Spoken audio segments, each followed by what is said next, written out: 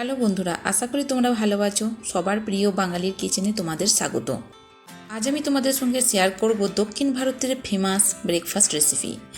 এই রেসিপিটা হয়তো তোমরা অনেকেই জানো, অনেকেই অনেক জায়গায় এই রেসিপিটা খেয়ে থাকবে, কিন্তু বাড়িতেও তোমরা অল্প খরচাতে এইরকম একটা সুস্বাদু ব্রেকফাস্ট রেসিপি খুব তাড়াতাড়ি বানিয়ে নিতে পারবে। এই রেসিপিটা গ্রিন চাটনি আর রেড চাটনি দিয়ে খেতে খুবই ভালো লাগে, আর এই গ্রিন চাটনি রেড চাটনি রেসিপিটাও তোমাদের সঙ্গে আমি শেয়ার করব। তাহলে চলো দেরি আর না করে রেসিপিটা খুব তাড়াতাড়ি শুরু করে নেওয়া যাক। ধোসা বানানোর জন্য সবার প্রথম আমি নেব চাল। এই চাল দিয়ে ইডলি বা ধোসা বানানো হয়। তোমরা চাইলে বাড়িতে যে চাল দিয়ে ভাত তৈরি করো সেই চালও নিতে পারো। তাহলে আমি সবার প্রথম এখানে 3 কাপ পরিমাণ চাল নেব। এরপর এর সঙ্গে মিশিয়ে দেব 1 কাপ পরিমাণ বিউলির ডাল। খুব ভালো করে ধুয়ে নিতে হবে। তারপর 1 ঘন্টা ধরে দুটোকে একসঙ্গে জলেতে ভিজিয়ে রেখে দিতে হবে। পর 1 ঘন্টা পর তোমাদের দেখাবো। এই যে তোমরা দেখতেই পাচ্ছ ডাল আর চাল খুব ভালো করে জল শোক করে নিয়েছে। এরপর এগুলো একটা মিক্সার গ্রাইন্ডার জারের মধ্যে আমি দিয়ে দেব। এর সঙ্গে মিক্স করে দেব টিস্পুন পরিমাণ মেথি সিড। এইবার খুব ভালো করে গ্রাইন্ড করে নিতে হবে। তাহলে তোমরা দেখতেই পাচ্ছ আমি অল্প পরিমাণ জল দিয়ে খুব ভালো করে একটা স্মুথ পেস্ট বানিয়ে নিলাম। পেস্টটা ঠিক এই রকমই করবে, না খুব পাতলা করবে আর না খুব মোটা করবে। এটা একদম পারফেক্ট হয়েছে। এরপর আমি ঢাকা লাগিয়ে এটা কিছুক্ষণের জন্য রেখে দেব। কিছুক্ষণ রেস্টে রেখে দিয়ে এরপর আমি চাটনিটা বানিয়ে নেব। এখানে একটা কড়াই আমি গ্যাসের উপর দিয়েছি, আর কড়াইয়ের মধ্যে দিয়ে দেব কিছুটা পরিমাণ তেল। প্রথমে তেলটাকে ভালো করে গরম করে নেব। তেলটা গরম হয়ে গেছে, এরপরে ফ্লেমটা লো করে দেব। তো সবার প্রথম দিয়ে দেব কিছুটা পরিমাণ জিরে, এটা হাফ টিস্পুন, আর ছোটো কাপের 1 কাপ বাদাম আমি কড়াইয়ে দিয়ে দিয়েছি। এরপর খুব হালকা করে ফ্রাই করে নেব। বেশি পরিমাণ ফ্রাই কিন্তু করলে চলবে না। বাদামটা হালকা ফ্রাই হয়ে গেছে, গ্যাস আমি বন্ধ করে দিয়েছি।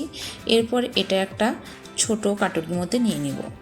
এবার এর মধ্যে জল দিয়ে এটাকে ভিজিয়ে রেখে দেব কিছুক্ষণের জন্য।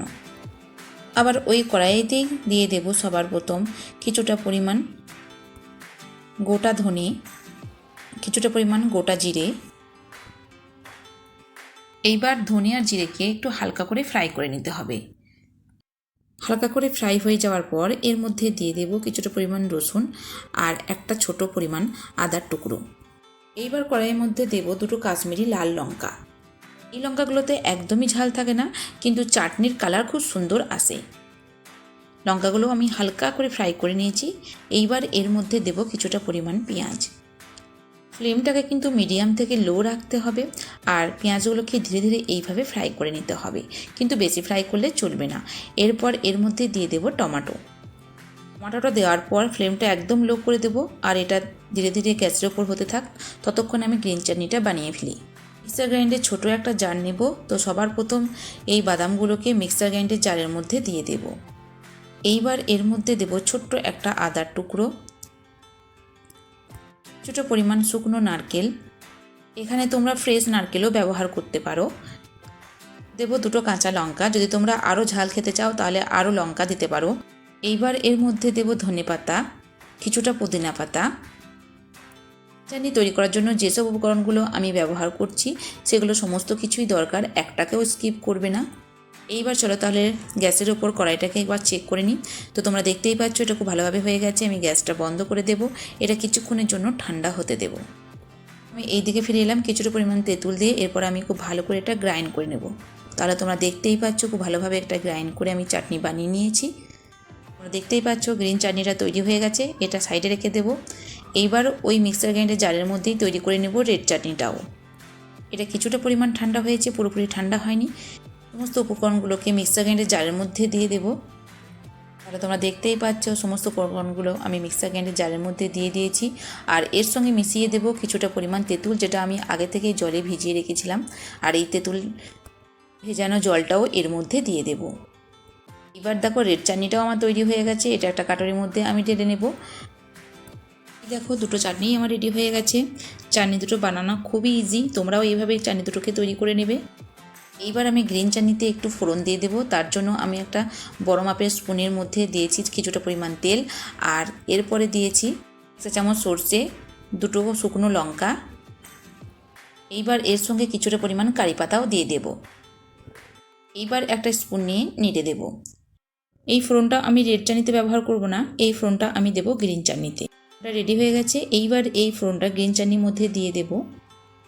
এগুলো রেডি হয়ে গেছে, এগুলো আমি সাইডে রেখে দেবো। তাহলে চলো চলে যাই পরের ধাপে।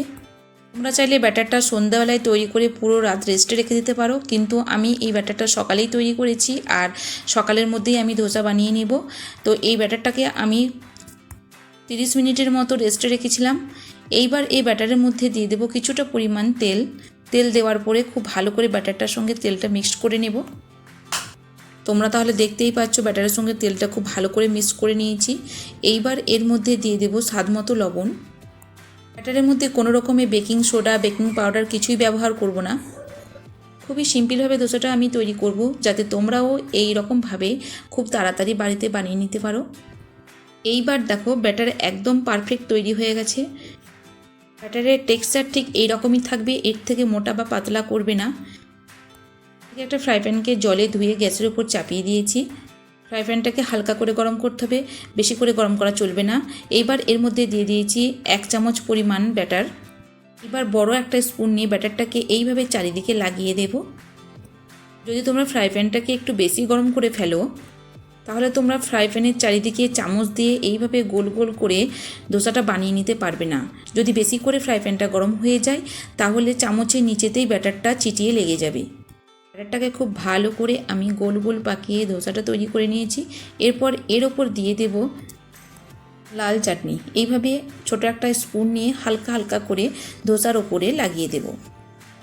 এইভাবে যদি লাল চাটনি ধোসার ওপর দিয়ে ধোসা বানাও, তাহলে দেখবে ধোসার স্বাদ একদম পুরো চেঞ্জ হয়ে গেছে।